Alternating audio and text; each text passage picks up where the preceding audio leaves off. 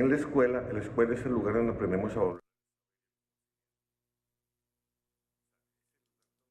El objetivo principal, además, es hacer vínculos alrededor del saber, otros vínculos emocionales con extraños, de una forma, hacer vínculos estables. El tiempo, el espacio, los problemas. Y lo más importante es que la sociedad entienda que la escuela no es un lugar para enseñar, sino un lugar para aprender. En la escuela, si queremos transformarla, por lo menos tenemos que tener en cuenta lo siguiente. Uno, que una buena escuela es donde los niños aprenden lo que tienen que aprender en el momento que lo tienen que aprender. Está segura de qué quiere que los niños aprendan, por eso es tan importante la discusión del currículo. Generalmente nosotros no le ponemos cuidado a eso y el currículo, o sea, las experiencias, los contenidos, las formas de premios y castigos, los sistemas de reconocimiento, la forma como se organiza el aula de clase, los materiales, etcétera. Todo eso forma el currículum de una escuela. No es solamente la materia, sino todo lo que sucede en una escuela es el currículum. La pregunta es, ¿qué queremos que nuestros niños experimenten en ese espacio llamado escuela? Generalmente nosotros nos preocupamos porque el niño vaya a la escuela y le den calificación, pero eso es un aspecto muy pequeño de lo que pasa en un entorno educativo.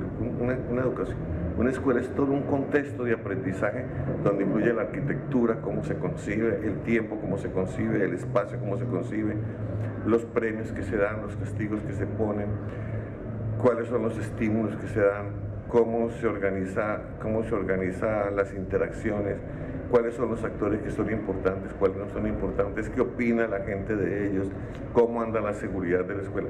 Todo eso forma a un niño. Entonces, tenemos que aprender a mirar la escuela con más finura, con más cuidado, porque allí van a suceder muchas cosas durante por lo menos 11 años. Hoy entendemos que el nuevo paradigma de la sociedad es el cuidado. Aprendemos a cuidar o perecemos. Entonces la familia tiene que ser un lugar de cómo cuidar los vínculos, la calle como aprender a cuidar el extraño, cómo aprender a cuidar los bienes colectivos básicos, cómo aprender a cuidar el conocimiento y el saber útil, sería lo que se aprende en la escuela, ¿sí? Cómo aprender a crear riqueza, que sería el aprendizaje en la empresa. O sea, las empresas no son producen dinero porque el dinero es un recurso para crear más riqueza. Pero lo importante es que se entienda que una empresa es un lugar para producir bienes, servicios, valores, ambiente, relaciones y transacciones para vivir dignamente. O sea, tenemos que cambiar el concepto de empresa como una institución de crear riqueza, entendiendo riqueza no igual al dinero, sino estos bienes, servicios, valores, transacciones que nos permiten vivir dignamente. Pero también existen los partidos o los movimientos políticos, donde aprendemos una cosa que es muy importante y que América Latina ha perdido, son cómo articulamos los intereses para poder avanzar en la historia. Una sociedad no puede avanzar si no logra articular intereses. Solo cuando usted logra articular intereses en una dirección es posible que algo cambie. Y eso es bien importante porque hemos abandonado la formación política de los jóvenes.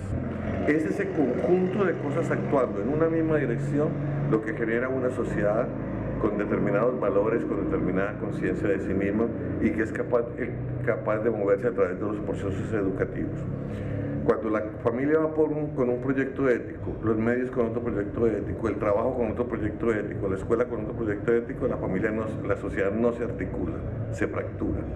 El gran desafío es cómo logramos que todos los espacios de formación y socialización anden bajo el mismo proyecto ético de hacer posibles los derechos humanos para todos. Gracias.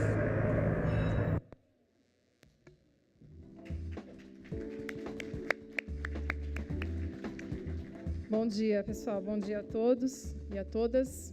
Bem-vindos a mais um dia do Congresso Educação, Agenda de Todos, Prioridade Nacional. Segundo dia, então, desse nosso encontro aqui, e a gente já tinha se programado para passar esse vídeo do Bernardo Toro, que foi especialmente gravado para a gente. O Bernardo foi convidado para esse congresso, mas, infelizmente, não podia vir e fez questão de gravar um vídeo para a gente usar aqui no congresso, né, com essa mensagem para vocês.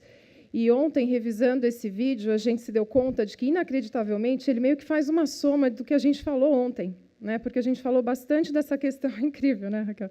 A gente falou bastante dessa questão desse novo papel da escola, dessa nova sociedade, todo esse espaço de aprendizagem, dessa articulação necessária, desse cuidar, né, da educação, que é cuidar do futuro, que o doutor Jorge também falou ontem, né, na abertura. Então, a gente achou mais do que oportuno colocar esse vídeo realmente nessa abertura, né, do segundo dia, para nos inspirar ainda mais para essas próximas 2 sessões que nós temos hoje aqui de debates.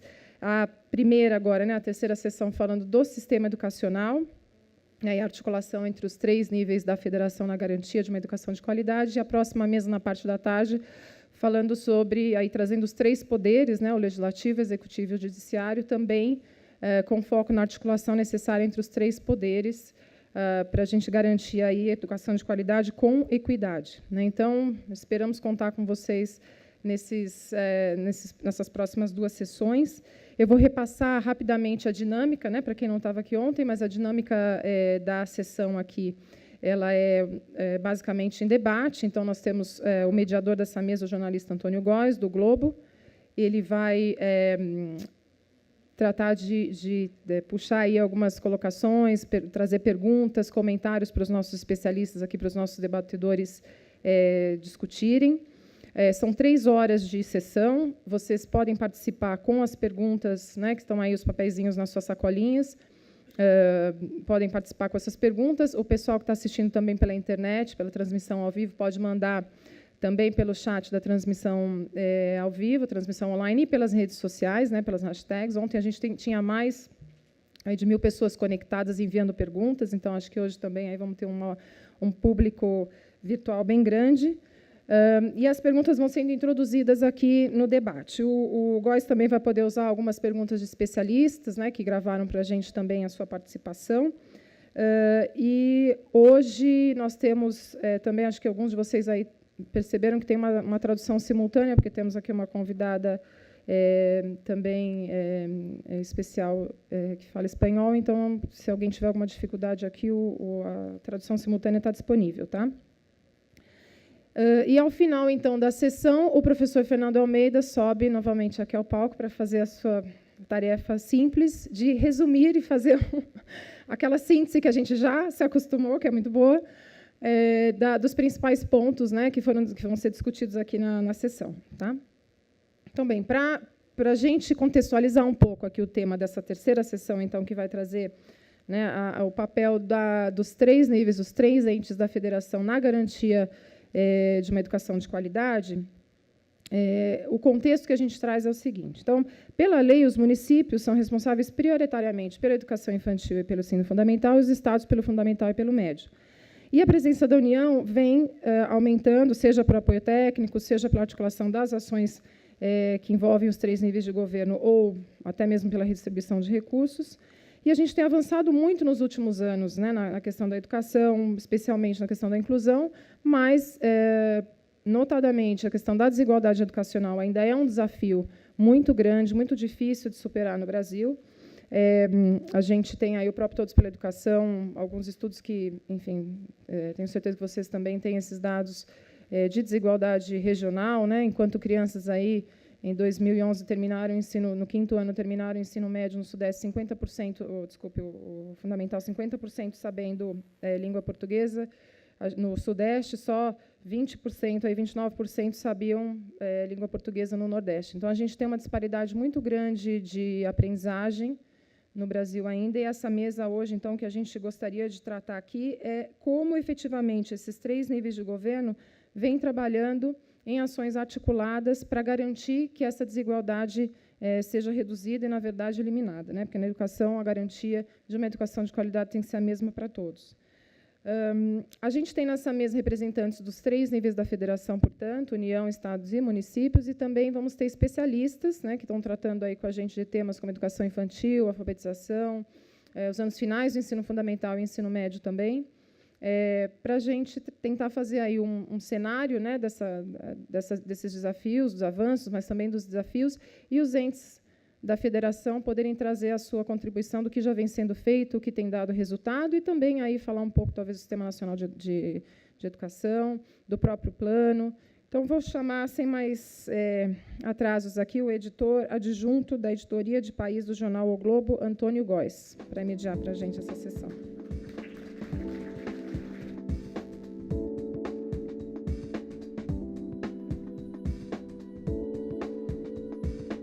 Obrigado, Andréia. Obrigado a todos presentes. Obrigado por confiar em mim essa tarefa tão simples de mediar um debate com 9 especialistas. Vai ser facílimo, com certeza. Vou chamar aqui os debatedores rapidamente para a gente não perder tempo. Primeiro, a Ana Helena Altenfelder, do Centro de Estudos e Pesquisas em Educação, Cultura e Ação Comunitária, o CENPEC. O secretário Binho Marques, da Secretaria de Articulação com Sistemas de Ensino, do MEC.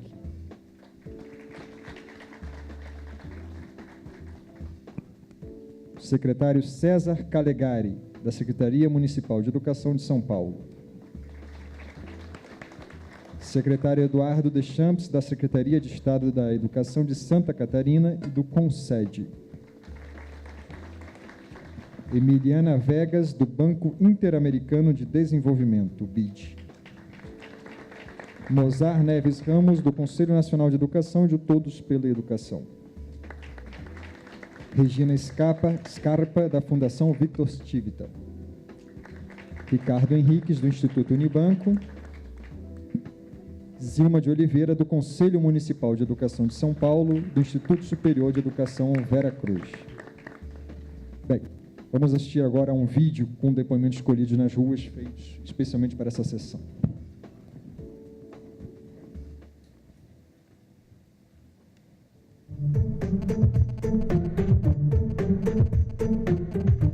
A educação não está muito boa no nosso país, está faltando mais fundamento, né? É bom, o que está faltando mais são os professores. Há um disparate muito grande entre o nível do aluno público e do particular. Os programas estão muito pobres, a escola está muito sem atenção, parece que não sabem que estão cuidando do futuro. E ela vai ser a base realmente para todas essas mudanças que precisam acontecer. Não existe uma política de continuismo dentro de um projeto. As escolas onde eu estudava tinha laboratório, tinha computação, mas a gente nunca ia para esses espaços. Ficava fechado lá, os alunos não tinham acesso. Como diz o bom ditado, começa de casa, mas infelizmente ninguém traz de casa educação para as ruas. Os pais estão deixando muito de lado as crianças. Quando eu estava da primeira, quinta série, assim, iam.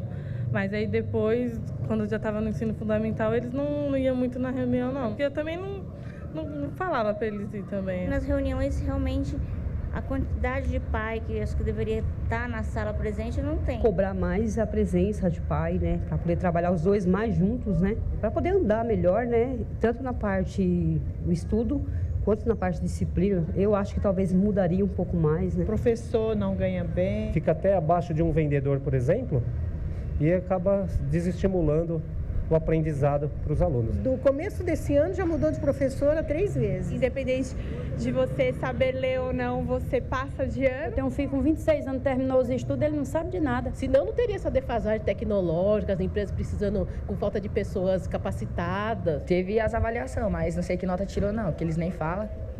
Porque minha escola tá uma das piores da região aqui. Pelo que eu lembro, ela não tinha saído muito bem. Porque o pessoal também não sabe escrever, entendeu? As redações não são tão boas. A gente tem uma dificuldade maior em matemática. Na escola ideal teria que ter um ensino melhor, né? Todos colaborar.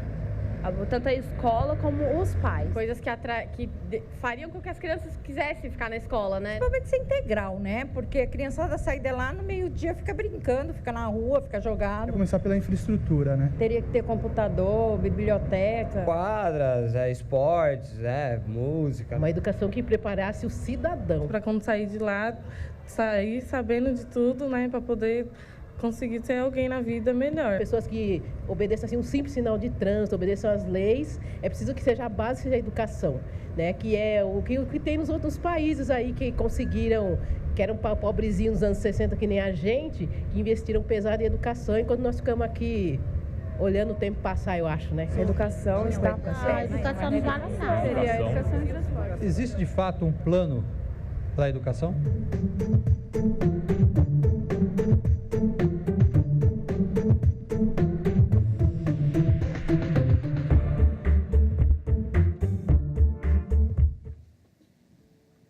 Obrigado. Interessante esse vídeo que a gente vê como a gente tem demandas da escola por parte da população que vão muito além do acesso, né? Um tempo atrás a gente discutia tanto o acesso, agora aparentemente a gente está virando essa página, não em termos de problemas resolvidos, ainda tem muito problema a resolver, mas em termos de qualificar até as críticas ao sistema, que, sem dúvida nenhuma, é um passo necessário para avançar.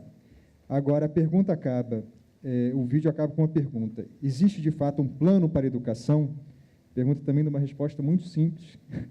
Queria saber quem é o corajoso que vai se atrever aqui a responder. Professor Binho. Bem, Góes, é uma pergunta aparentemente simples de responder. Nós temos um plano tramitando, está prestes a ser aprovado, um Plano Nacional de Educação, foi amplamente debatido na CONAI de 2010, então, aparentemente temos um plano, falta só a sua aprovação. Mas ter um plano não é tudo, e às vezes a gente imagina que ter um plano, isso resolve o nosso problema. Esse plano é diferente, porque esse plano ele é uma obrigação constitucional, nós não tínhamos isso antes. O Brasil agora é obrigado a ter plano a cada 10 anos, isso é muito bom. E esse plano também vincula recursos, ele obriga a vincular recursos, isso é um grande avanço. As falas que todos viram aqui foram as falas dos problemas. É claro que nós temos coisas maravilhosas, as pessoas que estão aqui podem falar, no Brasil tem experiências de escolas, de municípios, que são incríveis, mas tudo que foi dito aqui é real, né? É claro que as pessoas falam aquilo que incomoda, e tudo isso é real. E quando se pergunta no final, tem plano? Eu acho que é a pergunta que realmente precisa ser feita, porque se todos aqueles problemas são reais, e todo mundo tem mais ou menos, aqui, pelo que eu estou vendo aqui, a plateia e todos os colegas aqui presentes, são pessoas da educação, todo mundo teria uma solução para cada um daqueles problemas. Mas aí que está o grande risco, é que a gente quer resolver cada problema. E a pergunta final, eu gostei muito dela, porque fala tem plano, porque se não tem plano, se a gente não articula a solução dos problemas, a gente piora o problema às vezes. Porque a gente não vincula um problema com o outro, a gente não descobre qual é a raiz de todos os problemas. E o que acontece muito no Brasil, e o nosso problema maior é um problema estrutural. Nós não temos, na realidade, vou tentar explicar isso, o sistema educacional brasileiro não tem um sistema nacional de educação. E, para mim, esse é o problema de raiz, porque nós temos uma federação, nós temos municípios, estados e governo federal, cada um com a sua autonomia, e não existe hierarquia. Não vou me alongar muito, mas eu vou concluir por aqui. E eu acho que o que nós precisamos mesmo, para enfrentar cada um desses problemas, é juntar todos os problemas num só grande problema, que é a ausência de uma ação coordenada. Isso não é novo, isso já se discute desde os anos 30, no Manifesto dos Pioneiros, mas que agora nós temos já uma data para enfrentar o problema. Com a aprovação do Plano Nacional de Educação, nós vamos ter 2 anos para instituir o Sistema Nacional de Educação. E, para mim, essa é uma grande oportunidade.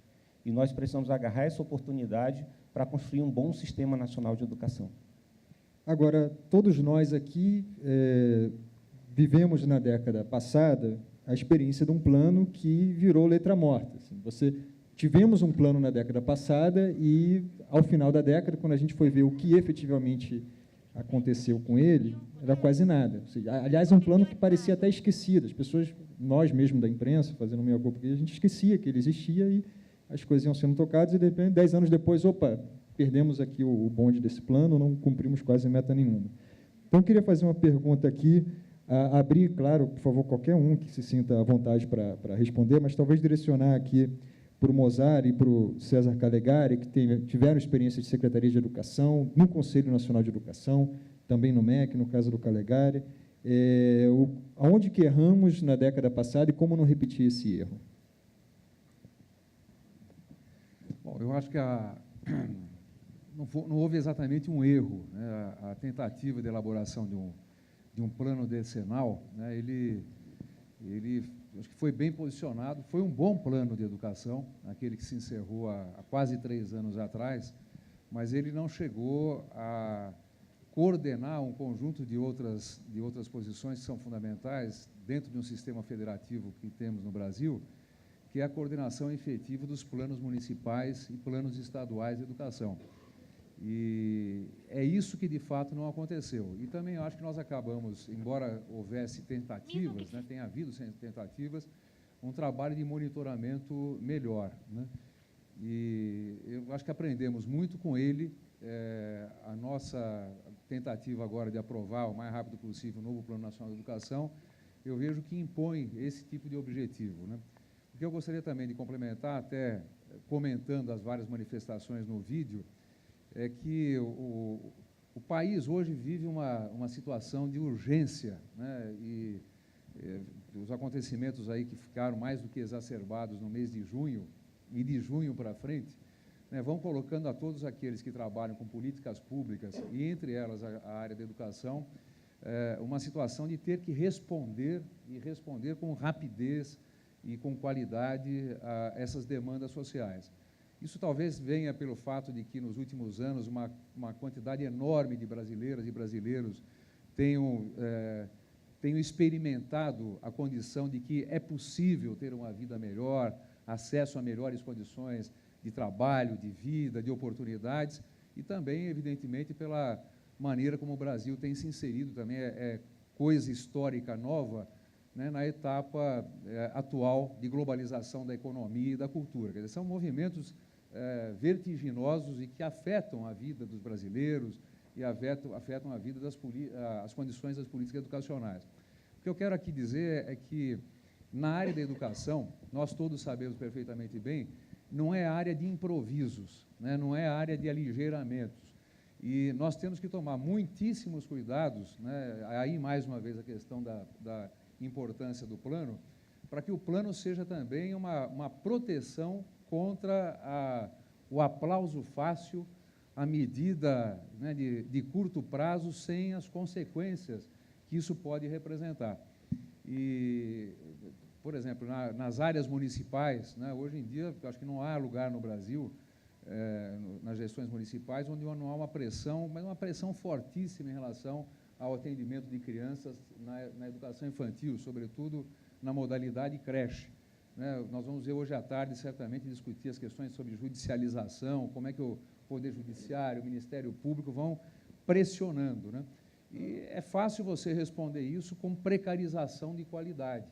Então, eu apenas quero dizer que a existência esperada de um Plano Nacional de Educação, a necessária coordenação desse Plano Nacional de Educação com planos estaduais e planos municipais, com planos de metas claras em todos os sentidos, não apenas metas quantitativas, que são mais fáceis de serem vistas, mas metas qualitativas, que são mais difíceis de serem enxergadas, mas mais importantes ainda.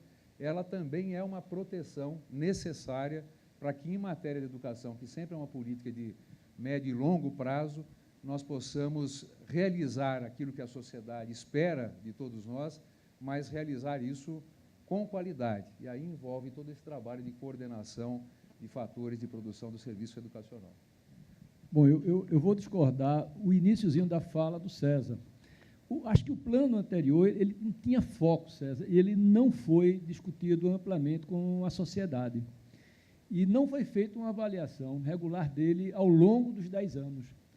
O que aconteceu, e foi também, por outro lado, o próprio MEC cometeu um erro, que quando ele encaminhou ao Congresso o atual plano, que ainda está sendo analisado no Congresso, não foi feita uma avaliação, pelo menos, daqueles indicadores mais importantes.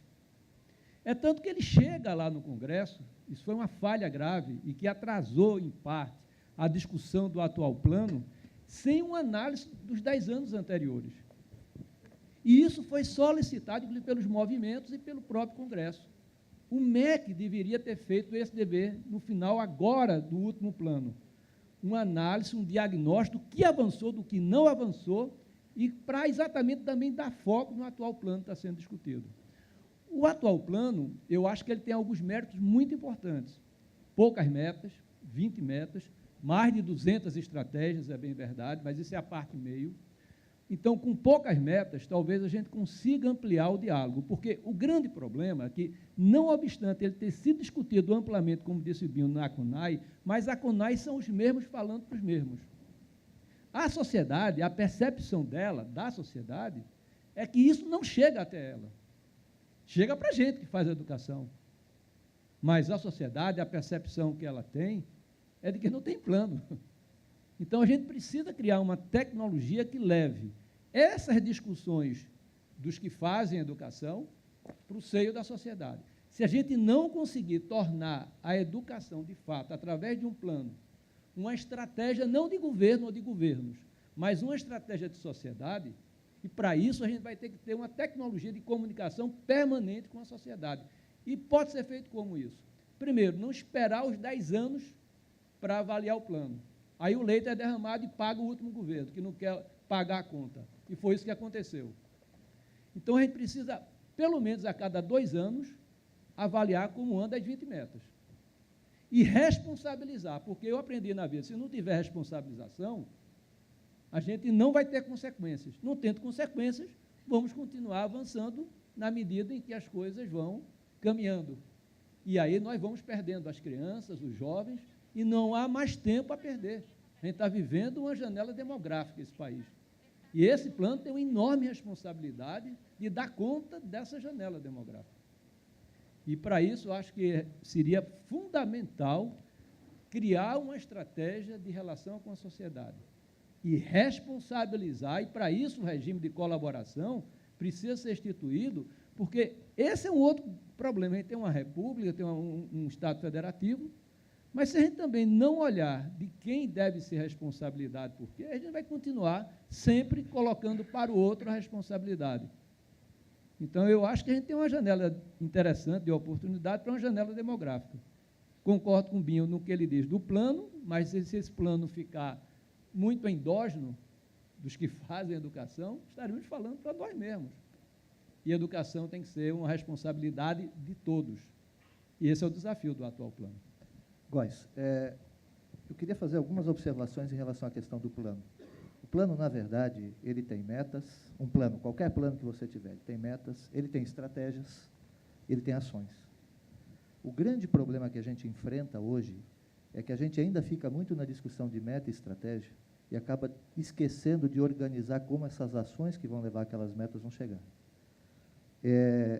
Aí entra muito a discussão que o César acabou de colocar, de que, eventualmente, a gente, às vezes, trabalha muito no plano, na base do senso comum, e acaba esquecendo de trabalhar com evidências muito fortes. Isso é muito difícil da gente mudar do ponto de vista de cultura, mas é importante que isso seja feito, porque, no caso da educação, concordo com o César, não dá para trabalhar experimentalmente, você precisa ter, na lógica da massificação, algo que já seja testado, comprovado, que é viável realizar, e para que você possa massificar aquele plano, porque senão as metas, os objetivos básicos que você tem vão ficar muito restritos do alcance, e aí leva para a sociedade a impressão de que nada está acontecendo, porque a gente trabalha de maneira muito pulverizada. Aí é que entra a fala do Binho e a própria fala do Mozart, de que sem essa articulação estabelecida, e talvez a grande meta que tem ali é a organização desse sistema articulado no Brasil, que é o tema dessa mesa de hoje, a gente não vai conseguir avançar, a gente vai ficar com ações muito pontuais, alguns estados, alguns municípios, eventualmente conseguindo resultados melhores que outros, e você não trabalha a lógica da equidade, que é um dos grandes problemas que a gente tem para realizar no Brasil. Agora, essa articulação é difícil de sair por 2 questões. A primeira delas, nós tendemos a hierarquizar o tempo inteiro. A Flávia ainda há pouco colocou, né, que a gente costuma tratar da seguinte maneira: o nível federal, o nível estadual e o nível municipal. Quando a gente coloca o termo nível, dá a impressão de que um se sobrepõe sobre o outro, quando, na verdade, no caso da educação, não há essa hierarquização.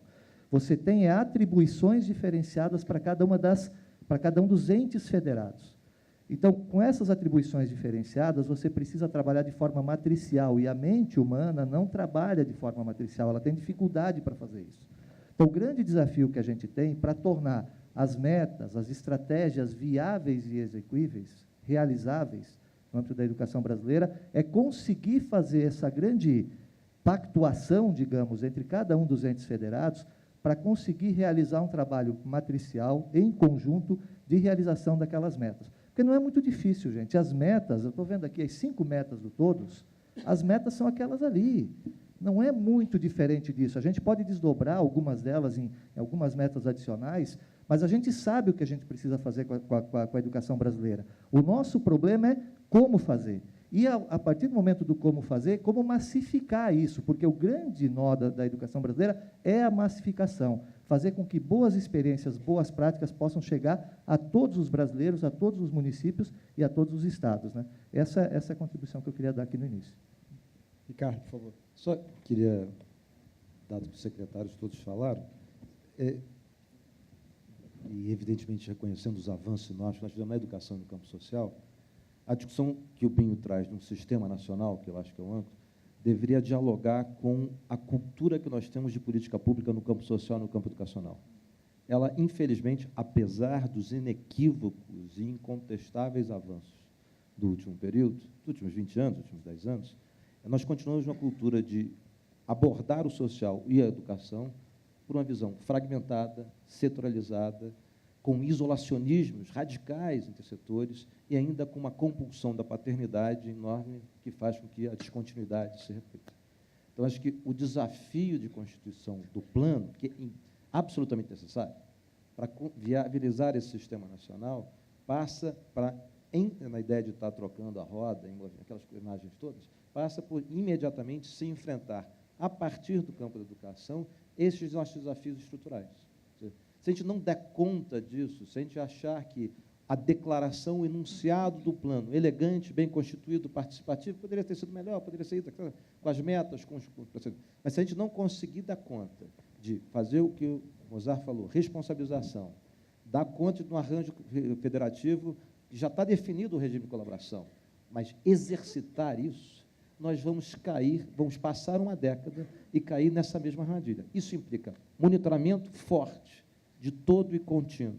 Isso implica tradutibilidade, tradução.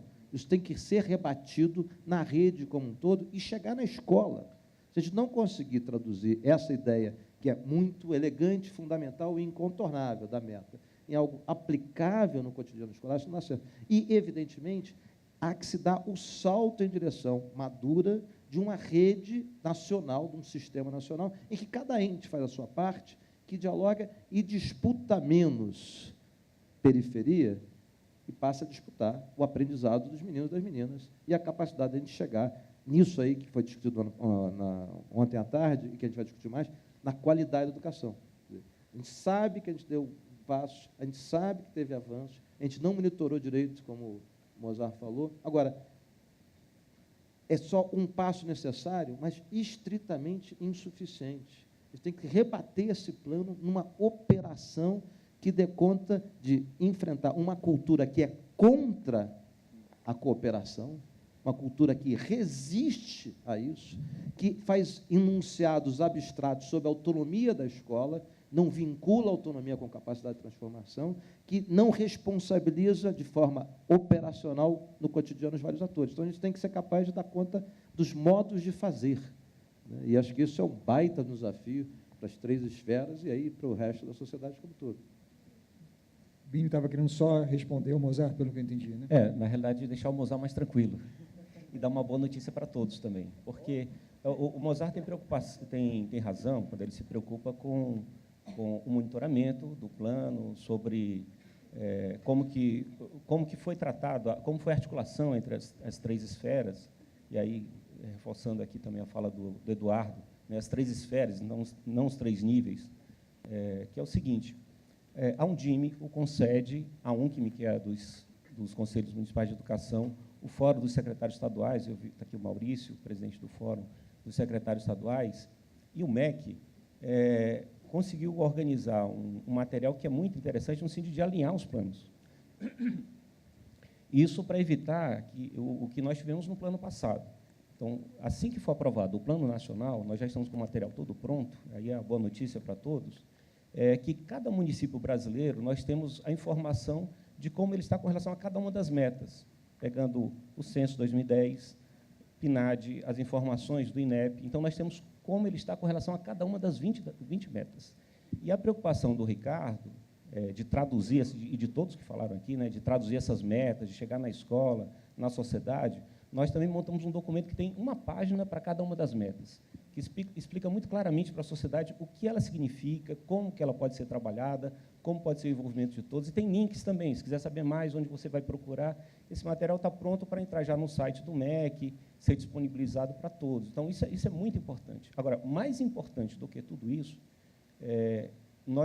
então, a partir da situação de cada município, nós montamos uma sugestão de trajetória, de meta para cada um dos municípios.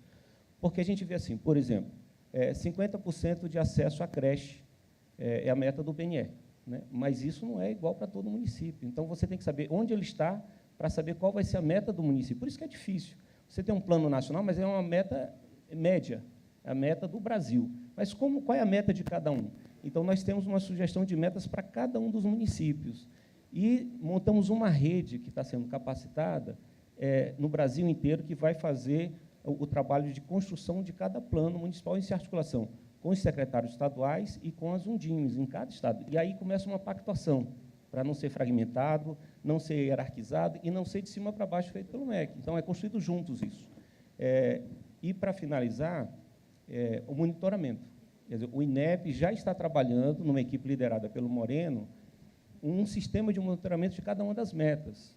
E isso vai ter mudanças no censo escolar. Então, o censo escolar, anualmente, já vai trazer informações vinculadas às metas. Então, para mim, isso é um grande avanço, é muito importante, para que a gente não espere lá no final, daqui a 10 anos, para ver que nada foi feito. A professora Emiliana queria falar. Sim, é muito interessante ser estrangeira e ouvir toda essa conversa. Eu gostaria, em primeiro lugar, que como a gente enxerga isso desde uma instituição internacional, o que está acontecendo no Brasil, e também o que podemos contribuir nesse debate. A primeira coisa é o sentido da urgência, no sentido de melhorar a qualidade. É um primeiro passo para realmente fazer as transformações necessárias. E eu achava que no Brasil faltava isso, e em muitos países da América Latina, esse sentido de urgência. Eram muito complacentes, já tinha sido massificada, já tendo massificado, a educação já era suficiente. Então, eu realmente parabenizo vocês, que é justamente destacarem a parte mais importante, que é o aprendizado dos alunos. Vocês conseguiram muitas boas conquistas nas provas de aprendizagem. Um padrão que podemos observar é que aí tem muita accountability, aí tem muita rendição de contas, mas tem um sistema não muito forte para as instituições. Então, os países que estabeleceram o sistema de monitoramento para, essencialmente, fixar metas e a progressão, e depois fazer a rendição de contas sancionando ou premiando aqueles que conseguiram, tiveram menos êxito do que aqueles que fizeram um trabalho com compartilhamento de responsabilidades e de metas. E é um esforço permanente que tem que ser feito, é a capacidade de todos. Sabem o que fazer e como conquistar essas novas metas. E não simplesmente que está sendo feito porque são conquistas, e isso não é sustentável. Então, sabemos que muitos têm motivações, mas faltam as capacidades. E a responsabilidade de todos os níveis que vocês das autoridades para contribuir nesse trabalho. Para hacerle uma pergunta à professora... O secretário Eduardo Deschamps estava comentando um pouco sobre essa necessidade da gente saber o que dá certo, né? Buscar experiências realmente exitosas. A gente sabe que a educação, quem olha aquelas metas ali, dificilmente alguém vai ser contrário a elas. Quem olha, em geral, as metas uma divergência e tal nas metas do PNE, mas os consensos vão acabando à medida que a gente vai descendo. Quando chega ao chão da sala de aula, como é que vai fazer isso na prática? Aí é que é difícil achar, o consenso, e 2, a gente ter evidências robustas do que realmente funciona, ou seja, ter um guia mesmo para que possa ser massificado. Então, eu queria perguntar à professora Ana Helena, com a experiência dela no SEMPEC, há caminhos, há evidências de onde a gente deve investir, como investir para chegar a consensos que nos façam andar com mais tranquilidade? Sim, certamente há caminhos, né? Nós temos oportunidade de ter contato com sala de aula, com os professores, com gestores, diretores no Brasil todo. E, certamente, existem experiências, projetos de escola, práticas de professores que são bastante bem-sucedidas. Eu acho que divulgar e disseminar essas práticas é sempre uma forma de dar parâmetro e de dar diretrizes e caminhos para os professores. Mas e principalmente apoio, né? Eu acho importante, quando a gente pensa nessa questão do apoio, que a Emiliana acabou de trazer, para os sistemas, mas também para os professores, né? Aqueles que não conseguem os resultados esperados, para além de serem penalizados por não receberem uma recompensa, porque quem não recebe com recompensa, prêmio, certamente é penalizado, o que ele precisa é de apoio, né? E se a gente pensa na educação, na perspectiva do direito, são esses alunos, esses professores, esses sistemas que precisam de apoio. Nesse sentido, as práticas exitosas que existem, elas são uma forma de apoio. Elas podem ser sistematizadas, organizadas, transformadas em metodologias que podem apoiar o professor, o gestor e os sistemas. Eu acho isso fundamental. No entanto, eu acho importante nós pensarmos que isso, nem sempre a solução para uma sala de aula ou para uma escola ela é universal, né? Nesse sentido, eu acho que tem uma tendência na educação, e essa tendência existe entre os especialistas, na academia, em descobrir a solução mágica, né? A gente fala, a literatura da educação fala em modismo, os modismos da educação, ou a grande panaceia que vai resolver todos os problemas, né? Isso faz com que as pessoas enxerguem uma solução, né? E, quando ela não dá certo, ela é abandonada sem persistência, e daí logo surge uma outra. Então, isso é um fenômeno comum na área de educação. E, quando a gente amplia o debate para outros setores da sociedade, parece que esse fenômeno ele também se amplia. Então, nós todos procuramos uma solução. Acho que o Binho, gostei da fala do Binho quando ele traz isso. Quer dizer, não existe uma solução, existe uma... Como não existe um problema. E assim, a gente olha que este é o problema, então vamos buscar a solução. E aí nós não vamos avançar na melhoria da educação. Então, eu acho que isso vale para os sistemas, isso vale pensando na educação brasileira e vale muito também para a sala de aula. Então, sim, essas experiências elas são importantes, mas elas precisam, ao mesmo tempo, ser apropriadas pelo professor, pelo diretor, elas vão fazer sentido para ele precisa olhar aquilo como uma ferramenta que certamente vai ajudá-lo a desenvolver a sua atividade, a promover a aprendizagem dos seus alunos. Isso requer uma adaptação, isso requer uma apropriação para a realidade. Professora Regina, uma pergunta, também pegando aqui o gancho do professor Eduardo, ele falava, com a experiência dele sobre essa dificuldade de articular os diferentes níveis, né? O termo até que ele não gostou muito. E a gente sabe, assim, eu sou carioca, Ricardo Henrique também, enfim, todo verão a gente tem problema da dengue no Rio de Janeiro, e aí vem uma discussão se o mosquito é municipal, estadual ou federal. Ainda bem que a gente não tem mosquito na educação, mas a gente tem um aluno, que também, ele é municipal, é federal, estadual, mas antes de tudo ele é um aluno, uma criança, com direitos que perpassam tudo isso. E a gente tem uma área que é mais sensível, enfim, está muito claro que nos anos iniciais e na creche, é principalmente o município que cuida. No ensino médio, é mais os estados. No ensino superior, e, enfim, a articulação geral é do MEC. Mas tem um miolo ali, que é o ensino fundamental, principalmente o segundo ciclo ali, a idade de entre 11 e 14 anos, que você vê município que tem metade do sistema, assim, uma escola municipal aqui, uma outra escola estadual com o mesmo... atendendo o mesmo público, ou em outros lugares que o município pega tudo, o Estado pega tudo, enfim, essa parece ser a grande zona cinzenta aí dessa divisão. Como é que a gente resolve isso? Então, o Fundamental 2, ele até chamado do ciclo esquecido, né? Talvez em função dessa divisão de responsabilidades, ou dizendo de outro jeito, de ausência de paternidade, né?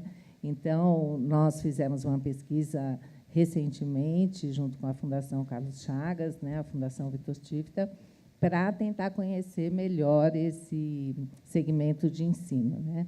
A revisão bibliográfica foi rápida, porque tem poucas pesquisas sobre essa etapa, né? Então, o que nós vimos? Nós vimos que há pouca ou quase nenhuma articulação, né, entre as escolas de Fundamental 2 de nível municipal ou de pertencentes a redes estaduais, quando não há uma certa competição, né, entre programas e, às vezes, até em relação à matrícula desse aluno, e uma desarticulação também com o Fundamental 1, que é muito grave, né, porque esses alunos vêm, às vezes, de um Fundamental 1 municipal, passam para um Fundamental 2 estadual, e como fica essa continuidade no currículo, né? Como é que é